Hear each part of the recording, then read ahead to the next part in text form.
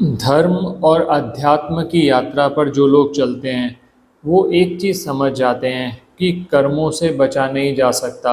जब तक आपको परम ज्ञान ना मिले तब तक कर्मों से आप नहीं भाग सकते। और लाल किताब की भी विशेषता ये है कि वो कर्म पे फोकस करती है। कर्म तो करना ही है, कर्म का फल भी मिलेगा, तो क्यों ना ऐसा किया जाए कि अच्छे कर्म किए जाएं। बुरे कर्म करने से हो सकता है कि शॉर्ट टर्म में आपको कुछ फ़ायदा मिल जाए। बहुत सारी आजकल घटनाएं भी आप देख रहे हैं, चाहे वो मंदिरों में चोरी होने की बात हो या कुछ और गलत काम करने की। और आपने देखा भी होगा कि बहुत गलत काम करके कुछ लोग बहुत समय तक एंजॉय भी कर रहे हैं, लेकिन अंततः कर्मों के जाल से कोई नहीं बच सकता। और आज का वीडियो इसी चीज़ पर फोकस है। आप ध्यान दें कि हम हर बार कहते हैं अमावस्या, पूर्णिमा और जो बहुत सारे त्योहार आते हैं, ये हमें छोटे छोटे मौके देते हैं। कई बार क्या होता है कि किसी व्यक्ति के पास पैसे नहीं है, कंसल्टेशन भी नहीं ले सकता, उपाय भी नहीं कर सकता, लेकिन छोटे छोटे कार्य तो साथ के साथ किए जा सकते हैं ना दोस्तों। अगर हमने कोई बुरे कर्म भी किए हैं हम उनको मिटा नहीं सकते, लेकिन अच्छे कर्मों की बड़ी लकीर जब खींच दी जाती है तो हमारा जो बैलेंस है वो पॉजिटिव हो जाता है।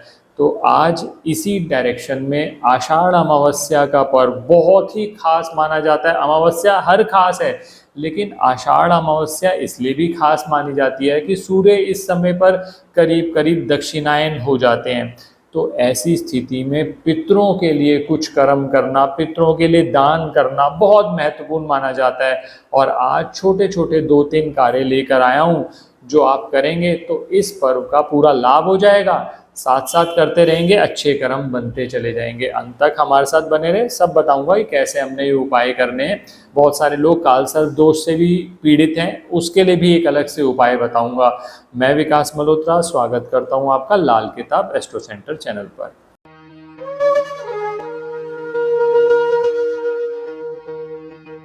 अब दोस्तों, जैसा मैंने आपको बता दिया कि आषाढ़ अमावस्या का पर्व 14 जुलाई दिन मंगलवार को मनाया जा रहा है।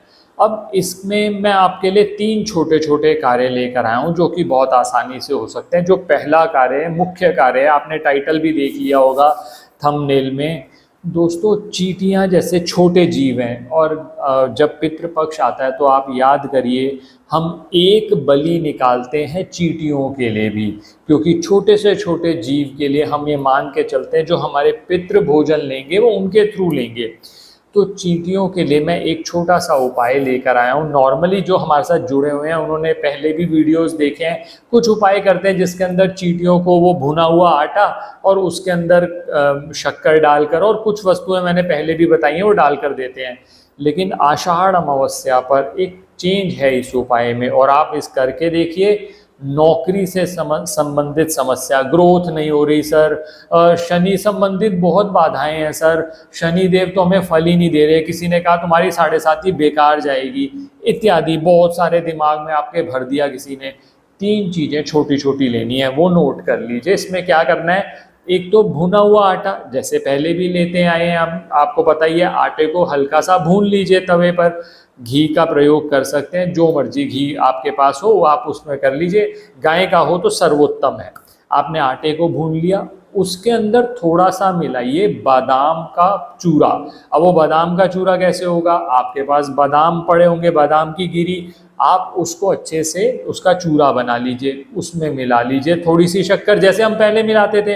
तो तीन चीज़ों का समावेश किया हमने। आटे का प्रयोग किया जो कि शुक्र से संबंधित है, हमने इसमें बादाम का चूरा लिया जो कि शनि से संबंधित है, और हमने इसमें शक्कर मिला ली, शक्कर जो है मंगल से संबंधित है। तीनों चीज़ों को अच्छे से मिक्स कर लिया, और जहाँ पर भी चींटी चींटे दिखाई देते हैं, और अब वैसे भी बारिशों का मौसम आ ही गया है और आगे सावन भी आने वाला है, आप चाहो तो थोड़ा सा ज़्यादा बना के रख लो। आषाढ़ अमावस्या के दिन फ़ायदा ले लिया, जो थोड़ा बहुत बच जाए अगर, तो आप आगे भी डाल सकते हो, उसमें कोई प्रॉब्लम नहीं है। हमें उस दिन ये जरूर करना है, अब कब करना है किसी समय कर लो। तो अब पहला कार्य बहुत सिंपल है कि हमने ये मिश्रण बना के जहाँ चींटी चींटे दिखते हैं वहाँ पर हमने डाल दिया। कितना बनाना है, आपकी अपनी सामर्थ्य आपके हिसाब से, कन्वीनियंस के हिसाब से बना लो।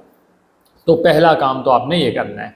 अब दूसरी चीज़ ये है कि जो आषाढ़ अमावस्या है उस पे दो चीज़ें और ज़्यादा इम्पोर्टेंट मानी जाती हैं।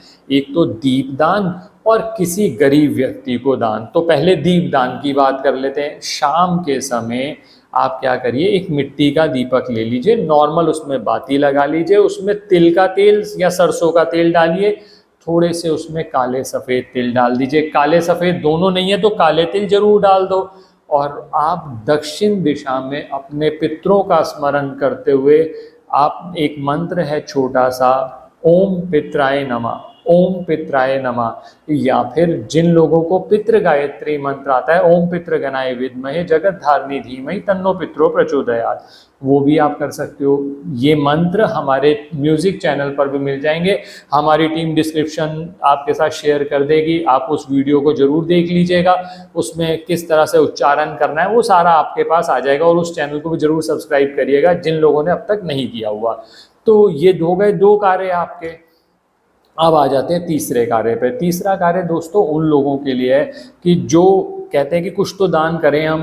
अब हम तो नॉर्मली दान करते नहीं, मैंने पहले कहा अमावस्या का मौका ऐसा है कि कुछ ना कुछ अपने हाथ से दान करना है। और ये खासकर उन लोगों के लिए जो कहते हैं सर शनि संबंधित बहुत कष्ट आ रहे हैं, नौकरी में बहुत कष्ट आ रहे हैं। इसमें क्या करना है, आपने 1 किलो काली उड़द की दाल ले लीजिए।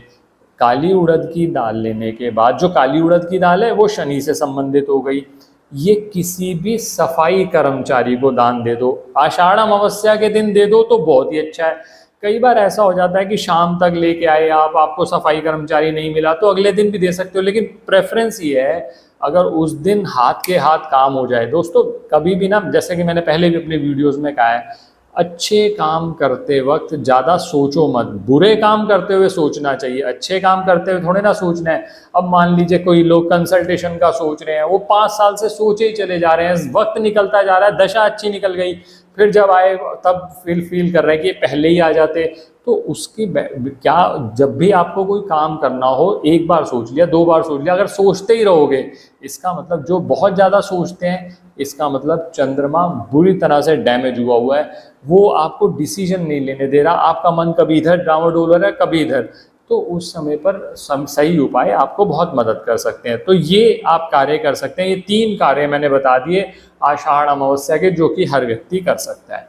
अब चौथी चीज जो बताने जा रहा हूँ, ये उन लोगों के लिए जो कहते हैं सर काल सर्प से संबंधित बहुत पीड़ा आ रही है। आगे सावन का महीना आ रहा है, मैं उसमें अलग से आपको डेडिकेटेड उपाय भी बताऊंगा। एक ये उपाय आप सावन से पहले ही कर सकते हैं। इसमें क्या करना है, चांदी के नाग नागिन का जोड़ा बनवा लीजिए। जिसकी भी पत्रिका में काल सर्प से, किसी ने कह दिया काल सर्प दोष है, काल सर्प की वजह से ये प्रॉब्लम्स आ रही हैं, काल सर्प के लिए आप एक नाग नागिन का जोड़ा चांदी का ले लीजिए। वो नाग नागिन का जोड़ा आषाढ़ अमावस्या के दिन किसी भी समय, और बहुत ज़्यादा पूछते हो, प्रदोष काल में आप जाकर किसी भी शिवलिंग पर कि मंदिर में जाकर आप चढ़ा दीजिए। आप देखिएगा काल सर्प से संबंधित जो समस्याएं आपको आ रही थी उसका निवारण होना शुरू हो गया। इस तरह से ये उपाय करिए, बढ़िया काम बनेगा। आप सभी लोगों को आषाढ़ अमावस्या की अभी से शुभकामनाएं।